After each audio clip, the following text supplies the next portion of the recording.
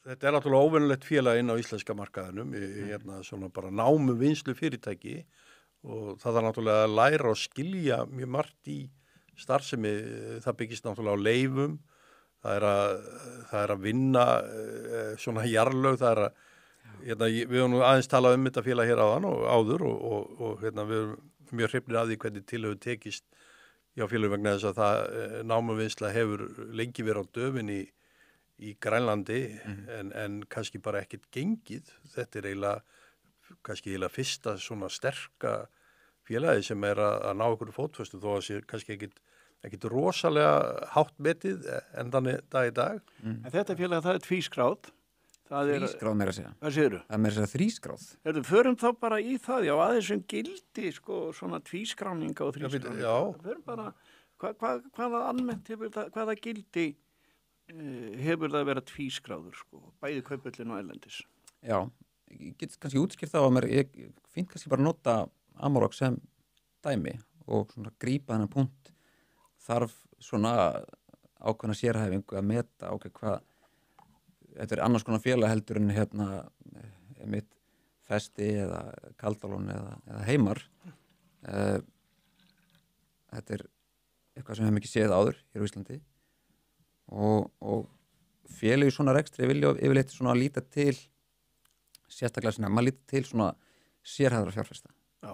Það eru fjárfestar sem eru kannski bara sjóðir eða eitthvað sem eru bara í námufyrirtækjum og kunna það inn og út og það ekki þann gera og þú þarftir nú þannig aðalega til þess að svona vera koma inn í svona batteri og sérstaklega snemma þegar það eru svona miklu óvissuþættir og þarf svona þess að fá smá validation á hugmyndina frá einhverjum sem það ekki til.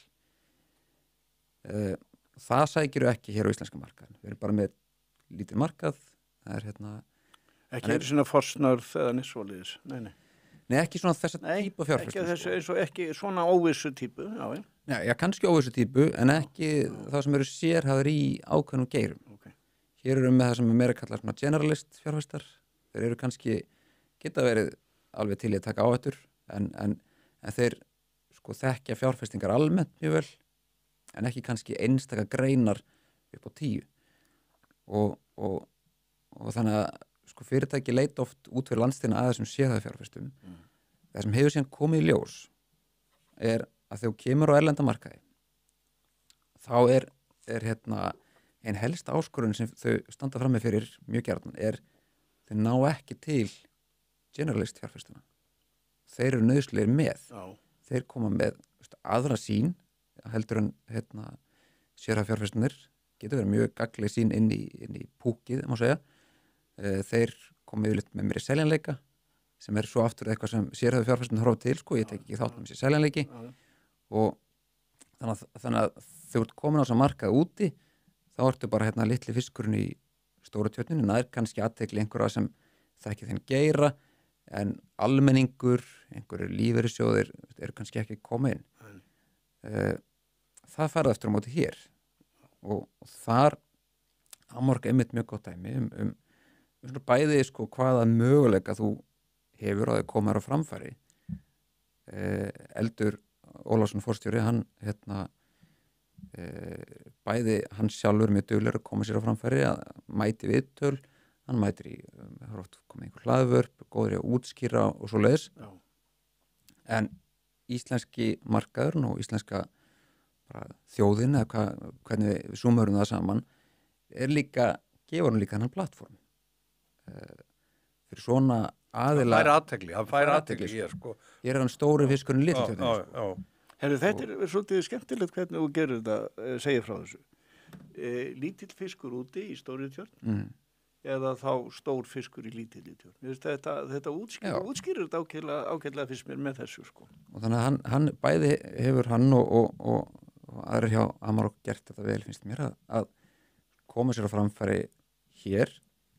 Það var að skráða þessum litla markaði sem þó er öflugur, við erum rík þjóð, það er hérna mikið fjármagn í umferð, það er sæmileg velt á seljuleiki með flest félög, þá nær hann þarna að fanga athygli, nær líka pínu óskrifa blað, íslensku fjárfestinir horfa það á og við erum með eitthvað verðmat einhver svona grunn, eitthvað akkeri í fjárfestingum sérhæða fjárfestina úti sem eru annars verið í London, hins vegar í Toronto.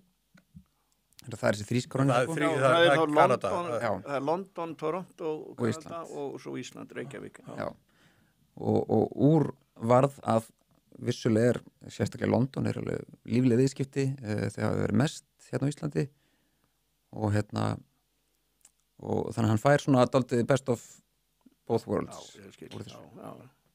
Og sama á það við líka eins og Alvotech og Oculus og þessi félög sem hafa verið og eru tvískráð. Já, þannig að formúlun er kannski að félög sem hafa tengsl við Ísland að þau og eru kannski samt að gera hluti sem eru örlítið framandi hér, að þau geti nýtt sér þessi tengsl bæði eins og þú segir dýft fjármálamarkaðinins er talsverð og svo athygli sem þú færð meðal fjárfesta vegna þess að þú getur verið með gott félag en ekki fengið neina athygli hjá fjárfestum. Það er bara eins og í Ameríku þú þarft að vera með ansi stórt félag til þess að fá bara nokkur athygli þar. Akkurat, mjög stórt í raun og veru það sko. Það sumur er þetta ágætlega.